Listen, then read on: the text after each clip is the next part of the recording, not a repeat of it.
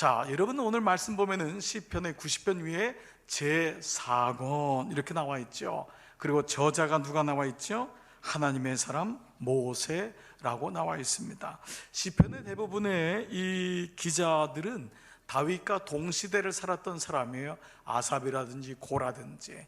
그런데 유독 이 모세만은 이 다윗보다 무려 450년 전에 태어났던 사람이에요. 그런데 왜 이 시편에 모세의 시가, 모세의 기도가 들어왔을까? 그것은 바로 모세는 광야를 걸어봤던 사람이거든. 모세는 광야를 통과했던 사람이에요. 모세는 인생의 광야가 얼마나 어려운지를 40년 동안 이스라엘 백성과 함께 몸으로 체득했던 사람이었어요. 그래서 그는 인생의 광야에 해당하는 민수기의 말씀을 통하여서 우리들에게 하나님이 주어진 시간을 이 광야에서 어떻게 살아야 되느냐라고 하는 말씀을 주고 있습니다. 그렇기 때문에 여러분이 단순히 오늘 성경에 나온 하나님의 사람 모세라고 하는 거기다가 여러분이 한번 밑줄을 그어보시고 이렇게 쓰시면 좋을 것 같아요. 하나님의 시간을 산 모세, 이것이 훨씬 정확합니다. 하나님의 사람 모세보다 오늘 말씀을 통하여 그가 어떤 사람이냐? 하나님의 시간을 산 모세의 기도. 그렇습니다. 민수기는요, 한자로 이런 백성 민자, 숫자를 수를 쓰지요. 민수기가 영어로도 numbers, 숫자들이란 말을 씁니다. 이 말은 애굽에서 나와서 가나안까지 가는 여정에서 도대체 인구가 얼마냐, 인구조사한 것이 기본적으로 틀이 되는 것이 민수기 때문에 그렇습니다. 그런데 사실 민수기에 적합한 말은 아닙니다. 원래 민수기의 원래 구약적인 말은 민수기가 아니라 민수기 1장 2절의 첫 번째 단어가 뭐냐면 베미드 바르라고 하는 말인데, 히브리 말로 이 베미드 바르가 히브리 말 이스라엘 사람들이 가지고 있는 민수기에 대한 성경책 이름, 바로 광야에서입니다. 광야에서. 그러니까 민수기의 원래 제목은 광야에서라는 것입니다. 이것은 우리에게 여러 가지를 묵상하게 합니다. 광야에서 살아가는 방법이 무엇인가? 어느 사람은 광야에서 무너지기도 하고, 어느 사람은 광야에서 하나님을 부인하기도 하고 의심하기도 하고 스스로가 광야에서 절망하기도 하는데, 그 광야를 어떻게 걸어가야 되는지. 우리는 광야에서 사랑하는 사람을 먼저 잃을 수도 있고, 광야에서 병들 수도 있고, 광야에서 재물을 잃어버릴 때도 있어요. 그럼에도 불구하고 그 광야에서 어떻게 살아가야 되느냐. 그래서 민수기 오늘 시편의 90편 말씀의 1절은 공간과 장소의 주관자가 누구냐, 이 말씀을 선언하고 있어요. 자, 1, 2절을 같이 한번 읽겠습니다. 시작. 주여, 주는 대대에 우리의 거처가 되셨나이다. 산이 생기기 전, 땅과 세계도 주께서 조성하시기 전, 곧 영원부터 영원까지 주는 하나님이시니이다. 여러분, 여기 동그라미를 2개를 칠 단어가 있는데 하나는 거처입니다. 거처는 공간을 의미하잖아요. 근데 이 히브리 말 거처가 아주 독특한 말인데, 이 거처는 다윗이 목동으로 있었던 마구간이나 훗날에 왕으로 돼서 궁전에 갔던 궁전이나 똑같은 거처입니다. 어느 곳이든지 하나님이 그곳에 거처의 본질이 되십니다. 우리의 집도 거처고요, 내가 일하는 직장도 거처예요. 근데 그 주님이 나의 거처가 되셨습니다. 그 공간 속에 주님이 계십니다. 두 번째 단어는요, 시간이라고 하는 영원부터 영원까지, From eternity to eternity. 바로 시간의 주인이 바로 주님이심을 영원부터 영원까지라고 말씀하고 있습니다.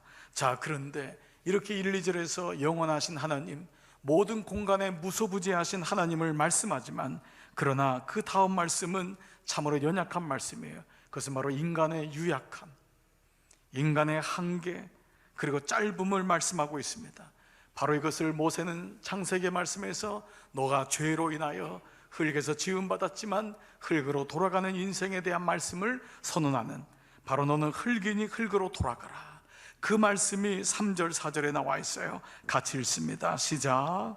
주께서 사람을 티끌로 돌아가게 하시고 말씀하시기를 너희 인생들은 돌아가라 하셨사오니, 주의 목전에는 천년이 지나간 어제 같으며 밤의 한순간 같을 뿐이미니이다. 여러분, 기가 막힌 표현입니다. 주님의 눈으로 보니까요, 그 천년도 지나간 어제 같고, 그것도 심지어는 밤의 한순간 같다는 거예요. 여러분, 이 말씀에 아마 동의하시는 분들이 많이 있으리라 생각합니다. 여러분, 정말 그렇지 않습니까? 뭐 대단한 인생을 산 것 같은데 그 시간이 너무 훌쩍 지났어요. 지금 이렇게 됐구나. 나에게는 나이가 안 드는 줄 알았는데 나도 어느 날 60이 되고 70이 되는구나, 80이 되는구나. 나에게는 밤이 안 올 줄 알았더니 인생은 어김없이 아무리 건강을 잘 관리해도 인생의 밤은 오는 거예요. 근데 그 밤마저도 한순간 같다는 거예요. 그러면서 인생의 시간들을 이 모세가 뭐라고 고백했냐? 10절이에요. 우리가 연수가 70이요 강건하면 80이라도. 그 당시에도 이 숫자는 굉장히 많이 쳐준 나이예요. 인생이 70이요 연수가 강건해도 80일째인데 그 연수의 자랑이 뭐냐? 돌아보니까 수고한 것밖에 없고 슬픈 것밖에 없다는 거예요. 그리고 그 뒤에 말씀은 너무 놀라워요. 신속기간이 우리가 어떻게 해요? 날아가나이다. 날아가나이다. 우리의 인생을 시적으로 표현한 거지만 정말 우리는 이 말씀에 동의하게 돼요. 그러나 여러분, 나이 드신 분만 동의되는 것만은 아닐 것입니다. 젊으신 분들 중에도 인생의 시간에 대한 지혜가 열린 분은 정말 이렇구나. 아마 여러분 젊은 분도 요즘은 그렇게 얘기하는 것 같아요. 여러분, 초등학교 아이들도 내가 유치원 땐 참 잘 살았는데 중학교 아이들이 뭐라 그래요? 너희들 중학생만 돼봐라. 고등학교 아이들도 대학교 아이들도 다 자기 나름대로의 시간을 살고 있는 건데, 인생을 깊이 묵상해 보니까, 광야길을 걸어 보니까 진짜 속히 지나가는구나, 인생이 날아가는구나 라고 얘기하는 것입니다. 우리가 젊은 자녀들에게 소중하게 시간을 여겨야 돼 라고 말하는 이유는 딱 한 가지예요. 우리가 그 시간을 살아보니까 젊은 시간도 그때일 수밖에 없구나. 너 그 시간을 잘 소중히 여겨야 된다라는 거겠죠. 그런데 모세가 이 말씀을 한탄이나 혹은 자칫 탄원이나 원망으로 쓴 것이 아니라는 것입니다. 모세는 누구보다도 광야를 걸어본 사람이에요. 광야의 실존이 누군지를 경험해봤던 사람이에요.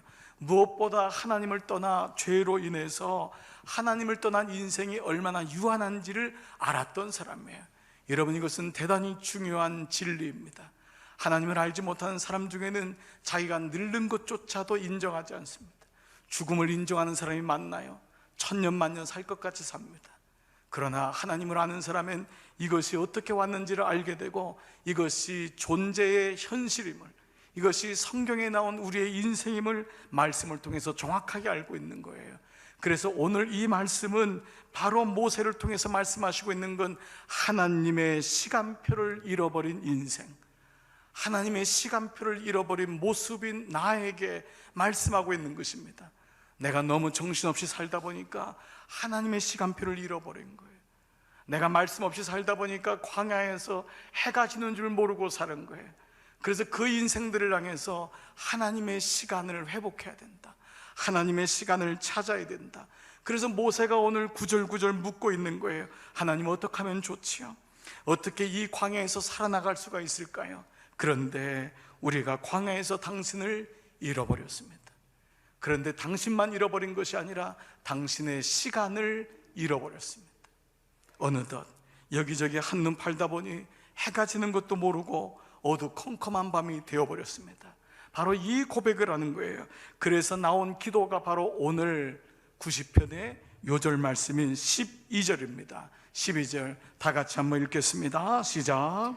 우리에게 우리날 계수함을 가르치사 지혜로운 마음을 얻게 하소서. 여러분, 세 번역에는요, 우리에게 우리나라를 세는 법을 가르쳐 주셔서 당신의 지혜를 얻게 하소서. 현대인의 성경에는요, 주님, 우리의 일생이 얼마나 짧은지 헤아려 남은 시간만은 잘 살 수 있는 지혜를 주소서. 지난 시간은 내가 정신없이 살았지만 부디 남은 시간만은 잘 살 수 있는 지혜를 주소서. 그래서 오늘 말씀을요, 본문 관찰을 해보고 해석을 하고 적용을 해보면은 바로 인생의 남은 시간들을 헤아리는 지혜로운 사람은 다음의 삶을 살게 될 것이다를 우리는 네 가지로 오늘 말씀을 통해서 우리는 얻게 됩니다. 자, 첫 번째, 광야에서의 남은 삶, 남은 시간을 계수하는 지혜로운 자는 같이 PPT를 통해서 읽어보겠습니다. 시작. 흘러간 과거에 집착하지 않습니다. 그렇습니다. 흘러간 과거에 집착하지 않습니다. 사랑할 시간도 부족한데 언제까지 미워하고 지난 일로 인하여 마음을 붙잡혀 살겠어요? 앞으로 나가는 사람은 뒤의 일이 가지고 씨름하지 않아요. 과거는 우리에게 오늘을 향한 교훈이 되어야 되지, 과거를 끊임없이 되풀이하고 당신 옛날에 그랬잖아, 너 옛날에 또 그랬잖아, 이것은 하나님의 언어가 아니라는 것입니다. 한 정신과 의사의 글을 읽어보니까요, 일반적으로 우울증이나 자기학대 혹은 다른 사람들을 잘 피해를 주거나 망상적인 마음을 가진 사람 중에 하나는 과거의 문제와 밀접하게 연결되어 붙잡혀 있는 사람이 상당히 많다는 것입니다. 그래서 의학 용어예요. 과거 망상증, 과거에 붙잡혔다라는 단어를 쓸 때 영어 단어로 포제스라고 하는 단어를 씁니다. 근데 이 포제스는 예수님이 귀신에 붙잡혔다라는 말을 쓸 때도 포제스였습니다. 그래서 성경에는 악한 영에 사로잡혔다라는 말이 포제스입니다. 이 말은 영적으로 무슨 말일까요? 내가 과거에 붙잡혀 있다는 것은 기억력이 좋다는 것이 아니라 하나님이 기뻐하지 않는 것에 붙잡혀 있다. 악한 영에 붙잡혀 있다는 거예요. 내가 포제스 당해 있다. 이것은 대단히 영적인 것입니다. 과거에 지었던 죄로 인하여 이미 하나님이 그를 용서하셨음에도 불구하고 그 사탄의 속임수에 빠져서 끊임없이 죄에 눌려 있거나 과거에 잘못된 일로 인해서 교훈을 당했지만 그것을 가지고 계속해서 짓눌려 있다면 이것은 하나님의 뜻이 결코 아닙니다. 여러분, 오죽하셨으면 하나님이에요. 오늘 이 말씀 속에서 뭐라고 하냐? 거기서 나오라고. 오늘 8절 말씀, 주께서 우리의 죄악을 주의 앞에 놓으시며 우리의 은밀한 죄를 주의 얼굴에 빛 가운데로 두셨사오니, 하나님이 너의 모든 은밀한 죄를 이미 내가 빛 가운데로 불렀는데 너는 왜 다시 어둠 속으로 들어가느냐?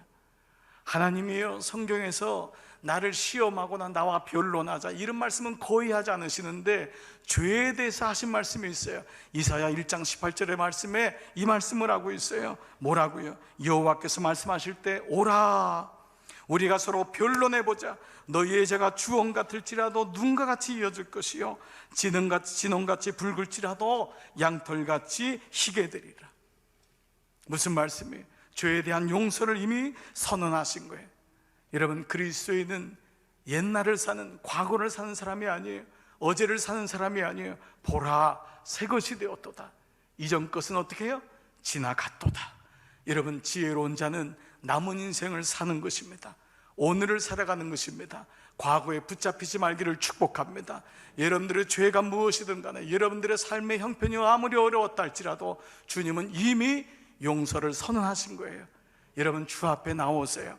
그리고 과거의 삶에 포제스 당하지 마세요. 주님께로 나가기를 기도합니다. 두 번째로요, 광야에서의 남은 시간을 헤아려 잘 사는 지혜로운 사람은 다 같이요, 사소한 일에 매이지 않고 넓고 깊게 삽니다. 여기 사소한 일, 이 말씀을 묵상하다가 어제 문득 떠오른 기억이 나더라고요. 여러분, 어린 시절 여러분 모두가 했던 일이 있습니다. 학교가 끝나면 친구들과 모여서 구슬치기라고, 딱지치기 하고, 망까기 하고, 그리고 여자분들은 백두산도 넘고 한라산도 넘는 고무줄 놀이 하시고, 그리고 땅 따먹기 하고, 아유, 얼마나 정신없이 합니까? 너무너무 재미있어요. 근데 어느 날 저녁이 되는데 해가 지는데도 모르고 해요. 그런데 어느 날 친구들이 하나씩 사라지더라고요. 저는 이것이 부고 사실이 전해진다는 것을 그렇게 알 수가 있었어요. 우리가 인생을 살다 보니까 그 친구들이 땅 따먹기 하고 망까기 같이 하고 줄넘기 놀이했던 친구들이 사라지고 있어요. 근데 어느 저녁 때 보니까요, 어느 날 어머니의 소리가 들리는 거예요. 뭐라고 하죠? 들어와라, 들어와라. 밥 먹어 이놈아. 동네에서 그냥 다 이런 소리 들으니까 한 명 두 명 다 들어갈 수밖에 없습니다. 저 같은 사람은 끝까지 버티고 안 들어가요. 마지막에 그냥 딱지를 따는 것 같은데 형이 들어와서 그냥 멱살을 붙잡고 끌고 들어가더라고요. 그래도 어쩔 수 없이 들어가야 되는 것이 결국 내 집인 거예요. 그런데 그렇게 해서 들어갔더니요, 그 어머니가요, 제가 하루 종일 땄던 그 구슬, 그 딱지를 다 하수도에다 던지더라고요. 얼마나 서럽던지. 그래서 어머니 잠든 밤에 몰래 가서 하수에서 다 꺼내서 다 닦아서 내일 또 열심히 합니다. 근데 지금 저희 집에는 그 구슬이 없어요. 그 딱지도 없습니다. 사소한 일이란 영적으로 어렸을 때의 일을 의미합니다. 내가 어렸을 적에는 그 일에 붙잡혀 있었어요. 내가 그게 중요한 줄 알았어요. 또한 사소한 일은 주님께서 기뻐하지 않는 일을 의미해요. 우리 다 육으로 만들어졌기 때문에 때로는 주님이 기뻐하지 않는 일을 할 수가 있어요. 그런데 이제는 내가 영적으로 하나님 앞에 갈 때 이제는 주님의 기뻐하는 일을 해야 되겠구나. 또한 사소한 일은 지나가도 될 만한 것인데 여전히 거기에 마음을 빼앗겨서 남을 힘들게 하거나 자신을 힘들게 하는 경우입니다. 보십시오. 여러분의 지난 시간을 보십시오. 아무리 어려웠던 그 시간도 다 지나갔어요. 이 시간이 영원히 안 지나갈 것 같고 언제 우리 집에 평안이 올까? 그런데 그 가운데 그 시간들이 지나갔더라고요. 좋은 일도 마찬가지입니다. 그렇게 좋아했던 그 시간도 어찌 보면 잠깐입니다. 그렇습니다. 그래서 오늘 하나님께서 우리에게 모세를 통해 뭐라고 말씀하시냐? 5절, 주의 목전에는 천년이 지나간 어제 같으며 밤의 한순간 같을 뿐임이니이다. 주께서 그들을 홍수처럼 쓸어 가시나이다. 다 지나간대요. 주님만 남으시대요. 하나님 말씀만 영원토록 계시대요. 다 지나가는 것임을 얘기하고 있습니다. 그래서 지혜로운 자는 사소한 것에 붙잡히지 않습니다. 이것을 가리켜서 일에도 마찬가지입니다. 일의 우선순위라고 얘기합니다. 작은 것을 먼저, 사소한 것을 먼저 하면 정작 중요한 것을 놓치게 됩니다.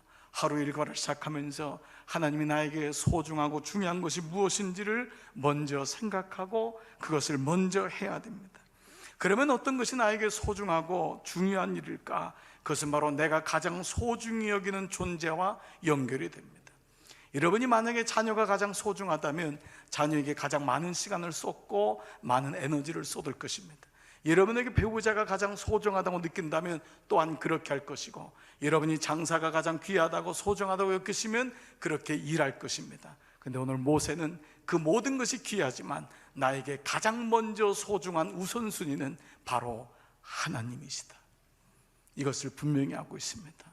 왜냐하면 자녀도 하나님도 기업도 주님으로부터 왔음을 알았기 때문에. 광야에서는 자녀도 지나가고 가족도 지나가고 기업도 지나갔지만 하나님만이 영원히 나를 인도하실 참 목자시기 때문에 바로 이것을 알았던 것입니다. 오늘 11절에 모세는 그러한 심정을 이렇게 말하고 있어요. 누가 주의 노여움과 능력을 알며 누가 주의 진노와 두려움을 알리까? 하나님 노여워하시고 하나님 진노하시면 모든 것은 사라지는 것인데, 나에게 가장 중요한 분은 주님이십니다. 그 아이가 중요한 것은 주님이 내게 맡기셨기 때문에, 그 당신이 중요한 이유는, 그 기업이 중요한 건 주님께서 기업의 거처가 되시기 때문에 바로 주님이 먼저라는 것입니다. 그래서 자기에게 남은 시간을 계수하는 사람은 하나님 중심으로 살아가게 됩니다. 사소한 일, 사소한 문제, 사소한 기분, 사소한 갈등, 사소한 오해로 아까운 에너지와 힘을 낭비하지 않습니다. 하나님만큼 깊어지고 하나님만큼 넓어져 그분이 원하시는 것이 무엇인지를 끊임없이 분별해 나갑니다. 바로 이것이 예배요 기도입니다.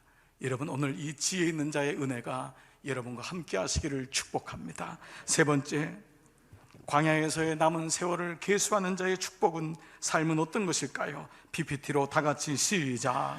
겸손한 삶의 자세를 가지고 삽니다. 천년을 하루같이 보시는 하나님 앞에 우리의 인생을 거들먹거리고 나의 높음을 자랑하는 사람이 어디 있겠습니까? 교만할 이유가 없는 것입니다. 하나님에 비교하니까 교만할 이유가 없는 것입니다. 잘 돼도 하나님의 은혜요, 안 돼도 하나님이 이것을 통하여 나를 세울 것임을 알기 때문에 아침에 피었다가 저녁에 지는 들의 꽃 같은 존재가, 그래서 그 존재가 어찌 반짝이는 성공으로 거들먹거리고 고개를 빳빳하게 들을 이유가 있겠습니까? 조금의 성공을 가지고 나는 남보다 더 나은 인생을 산다고 얘기할 수가 있겠습니까? 다윗은 이것을 알았습니다. 훗날 왕이 되었던 다윗이 고백했던 게 뭐냐? 역설적입니다. 그가 시편 39편에서 여호와여 나의 종말과 연한의 어떠함을 알게 하사 다 같이요 나로 나의 나의 연약함을 알게 알게 하소서. 하소서. 여러분 기도의 제목이 뭐냐 하면, 이 말은 직설적인 표현은 뭐냐 하면 나로 연약하게 하소서. 주님, 나로 연약하게 하소서. 그래야지 내가 주님 앞에 겸손할 수 있습니다. 그래서 여러분의 육체의 가시는 오히려 하나님 앞에 겸비하게 나갈 수 있는 하나님의 은혜인 것입니다. 때로 그것이 고통스럽지만 육체의 가시를 통하여 나는 자고하지 아니하고 하나님을 끝까지 바라볼 수 있습니다. 자녀의 기도는 때로 고통스러워요. 그러나 그 자녀를 통하여 하나님 앞에 나가는 나의 약함을 고백할 수 있는 길인 것입니다. 그렇습니다. 다윗의 기도가 무엇입니까? 주님, 나로 나의 연약함을 알게 하소서. 내가 연약하게 되게 하소서. 세상은 강해지려고 합니다. 그런데 믿음의 가장 최정상은 뭐냐? 약함을 유지하는 거예요. 강해지려고 할 때 그때 순간 깨닫습니다. 내가 강해지면 안 되지. 약함을 유지해야지. 높아지려고 할 때 순간 깨닫습니다. 내가 높아지면 안 되지. 내가 약함을 유지해야지. 그런데 그 하나님이 진짜 그에게 높음과 강함을 주세요. 하나님 안에서. 하나님 안에서. 그렇기 때문에 약함을 아는 자는 지혜로운 자입니다. 여러분이 연약한 분이 많이 계실 거예요. 그러나 여러분 그 연약함 때문에 하나님 앞에 나가는 것입니다. 여러분이 다 강하다고 한다면 이 자리에 있을 이유가 없어요. 예배드린다는 건 주님만이 강하시고 나는 약합니다. 그런데 하나님이 그의 인생을 만지시고 들어 쓰시는 것입니다. 여러분의 겸손의 영이 임하기를 주의 이름으로 축복합니다. 네 번째, 광야에서의 마지막 남은 세월을 계수하는 사람의 마지막 네 번째는 다 같이요, 시작. 밝고 기쁘고 감사하게 살려고 할 것입니다. 여러분, 오늘 이 말씀 마치 우리의 인생이 아침에 피었다가 저녁에 지는 꽃처럼 여겨진다면 대단히 조금은 우울한 생각이 듭니다. 그러나 오늘 말씀의 포인트는 그것이 아닙니다. 모세는 뭐라고 하냐? 하나님의 나라를 계수하는 그 자는 하나님의 자녀이기 때문에 세상 사람에게는 죽음이 고통스럽고 두려운 존재지만은 하나님을 아는 나에게는 죽음을 통과하여 영원으로 가는 길목임을 알기 때문에 인생의 별리와 이별은 아픔을 주지만 하나님 한 분이, 하나님 한 분으로 내게 만족함을 주는 지혜의 마음을 가진 자는 내게 남은 날을 계수하여 오히려 그 날 동안에 감사하고 그 날 동안에 오히려 기뻐하고 그 날 동안에 오히려 즐거워한다. 14절 말씀, 아침에 주의 인자하심이 우리를 만족하게 하사 우리를 일생 동안 즐겁고 기쁘게 하소서. 밤에는 그렇게 힘들어 잠 못 이뤘는데 아침에 커튼 사이로 들려오는 그 비춰오는 그 햇살을 보면서 오늘도 여전히 주님의 햇살은 여전하시군요. 오늘도 이 햇살이 수많은 생명을 소생시키시는군요. 내가 지난밤에는 잠을 못 이뤘지만 오늘 이 아침 또 생명 주셨사오니 감사한 마음으로 기쁨으로 즐겁게 살겠습니다.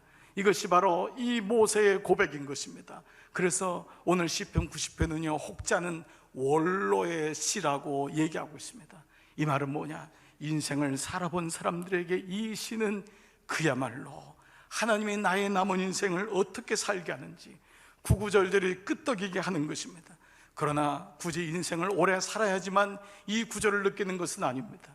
여러분, 젊은 사람일지라도 하나님의 말씀을 바로 받아들이고 그렇구나, 인생이란 이런 것이구나를 깨닫는 자는 나이와 상관없이 하나님의 지혜가 열리게 될 줄 믿습니다. 그리고 이 말씀을 들을 때에 여러분의 인생의 시계가 몇 시인지를 아는 분은 남은 인생을 계수하십시오. 남은 인생을 우울하게 살지 마십시오. 남은 인생을 하나님 안에 주시는 그 기쁨으로 다시 회복하십시오. 사람 때문에, 물질 때문에, 누구 때문이 아닌 하나님만이 나의 만족이십니다.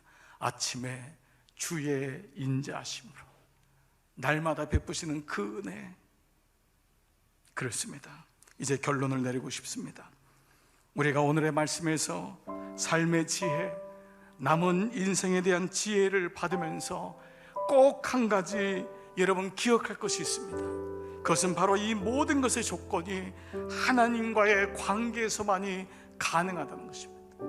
하나님과의 관계에서만이.